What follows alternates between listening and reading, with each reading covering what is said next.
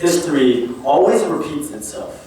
This is a saying that I never took the time to define, so now I wonder if history actually repeats itself. If 50 million years ago, T-Rexes were actually ferociously looking hearts who were simply lonely.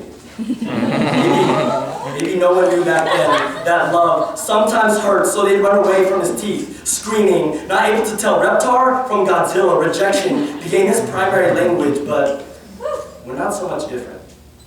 I'm sure that the T-Rex never meant to be feared. His arms are just too short to hold anyone, so he chases them.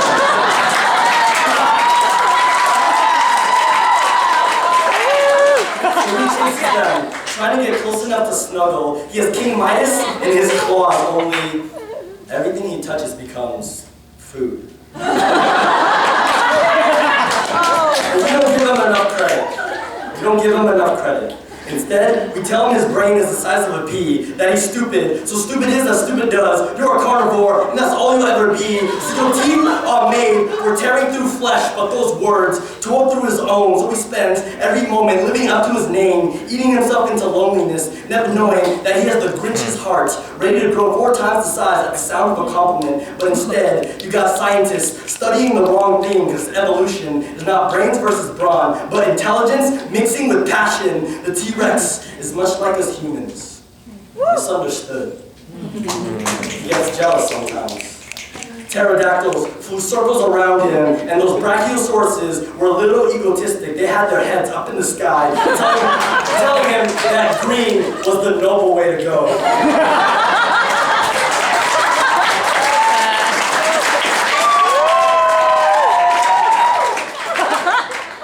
But they forgot. T-Rexes can't reach the leaves that high. Now he's stuck on the ground. And that's a little too earthbound for the T-Rex, who keeps wishing upon stars, those tiny lights that tell him there was someone out there who understands that his heart beats like a tsunami or a volcano, enough to change the world, but somehow his love always ends up in catastrophe. We're not so much different. There are some days when I wish upon stars, only have meteors crush my dreams out of existence, and I feel like I'm just a skeleton for scientists to study, just a performer to entertain an audience. Maybe it will take 50 million years for someone to find me. When they do, I hope history repeats itself.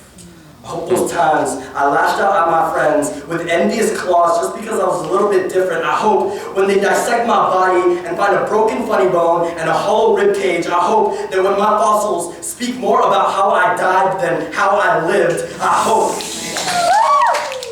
that someone will dig deeper.